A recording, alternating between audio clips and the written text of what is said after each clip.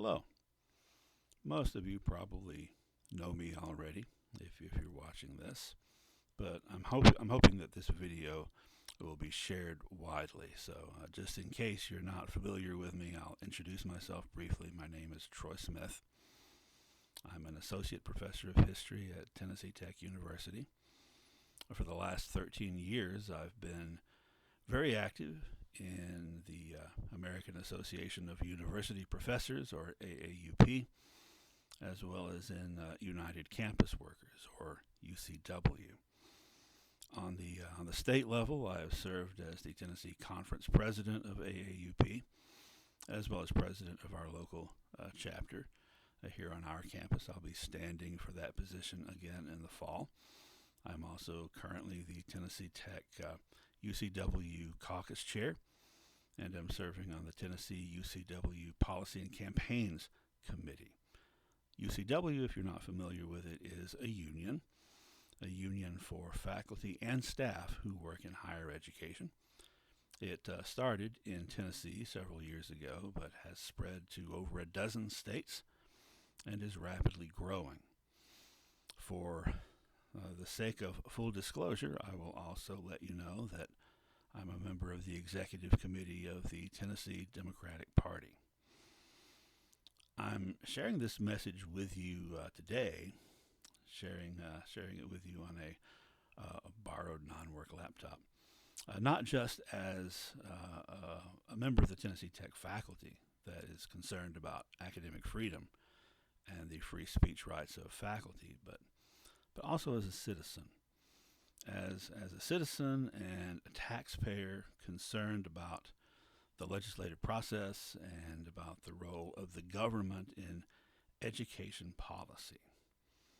Higher education is facing an incredible and very dangerous set of challenges right now around the country, especially in red states like Tennessee, where the political climate of attacking quote-unquote wokeness has led to the passage of so-called divisive concepts laws that impose draconian restrictions on how matters such as race, gender, and LGBTQ plus and other issues can be addressed in the classroom.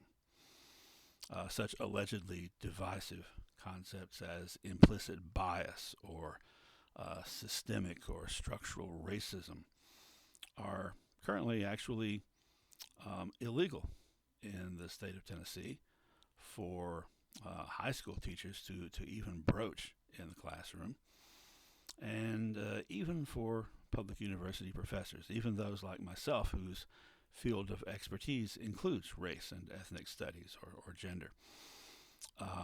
We can be sued by students or their parents if the material or the discussion in the classroom makes that student feel in any way uncomfortable or guilty. Meanwhile, non-faculty staff are prohibited from engaging with any of these subjects or ideas, and that's without even the nominal protection of academic freedom. There's a new bill before the General Assembly in Tennessee that would make it a Class E felony for any university or university employee to allow groups to do things like use classrooms for meetings, to advertise, or to use university email or equipment to communicate, to in any way help any group that promotes terrorism, violent overthrow of the government, or divisive concepts. So the divisive concepts part of that could mean groups like the AAUP or UCW who do oppose these laws. It could also mean the NAACP. It could mean the Democratic Party, because I can tell you that the party opposes those laws. It could extend also to student organizations and the activities they're able to participate in. So stop and think about that for a second and let that sink in. A felony on par with terrorism. The purpose of these laws is very transparent. Legislatures in red states started advancing them after Donald Trump, in September of 2020, went on a tirade about critical race theory in the wake of the protests over the murder of George Floyd. Meanwhile, not coincidentally, books on those subjects started to be banned from school libraries around the country. Even books about people like Jackie Robinson or Rosa Parks or about the Holocaust. If a generation of students is prohibited from even learning about structural racism, implicit bias, patriarchy, homophobia, or related issues, those things cannot be challenged or removed. There's a very clear political agenda at work here. These laws have a chilling effect. Faculty are scared, terrified, in fact, to even come anywhere close to a frank discussion in class about race, gender, and so forth.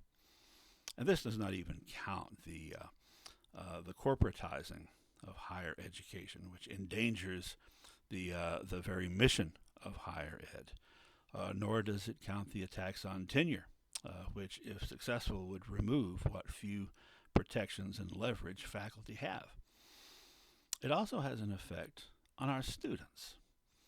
How are they going to be qualified to successfully go out into the world when they'll be competing with graduates from states that do not hide from their students the truths and consequences of our country's history? How can they be considered truly well educated? And think of our students of color, or our LGBTQ students, or any other minority group, or for that matter, women, who tend to be a majority on most of our campuses. How must it feel? What effect must it have on them to be in an educational environment where their people's experience, their group's experience, their own personal experience cannot be discussed frankly or openly because it might hurt someone else's feelings? As a Cherokee friend of mine said when we were discussing this topic, my people were victims of genocide. That hurts my feelings. Like I said, challenging times. None of us can successfully or safely navigate them alone. We need solidarity, and we need numbers, and we need them now. Therefore, I'm entreating you, join AAUP, join UCW, join them both. If you feel like you can't afford two sets of dues, then choose one. At my university, you can join AAUP in the fall and use payroll deduction to pay your dues. But you can also go right now to the National AAUP website and join without your university administration having a record of it, if that makes you feel safer. Same with UCW. Your local caucus chair can get you the form, or you can go to the website and do it online. The important thing is that you do it, and as soon as possible. If your university doesn't have AAUP or UCW chapters, or if UCW isn't in your state yet, join anyway. Join anyway and work towards starting one. If you join either through their website and you're at Tennessee Tech, well, let me know. Or if you're somewhere else, let the local chapter leaders know so that they'll know you've come on board. The Constitution, the First Amendment, guarantees us the right to free speech, but also to free association, to speak and act collectively, to confront government action that threatens both those things. As Ben Franklin said, we must all hang together, or we shall all hang separately.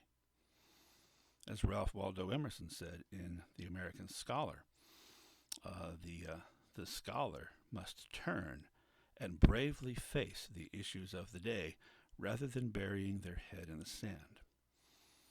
And Martin Luther King Jr. said, "There comes a time when one must take the position that is neither safe, nor politic, nor popular, and that time is now."